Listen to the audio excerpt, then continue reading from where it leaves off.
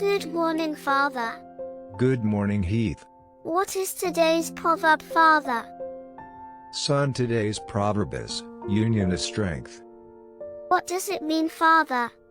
It means that a group has more force than an individual. Breaking sticks one by one is easier than breaking a bundle of sticks at once. Therefore, we should live with unity and peace to be more powerful instead of fighting. We should help each other. We can achieve bigger goals with teamwork. Do you understand it now, son? Yes, Father, I completely understand it now. Thanks for telling me. Hurry up, Heath. Breakfast is ready. Coming, Mother. Let's go, Father.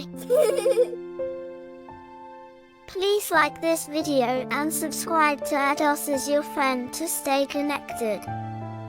See you soon.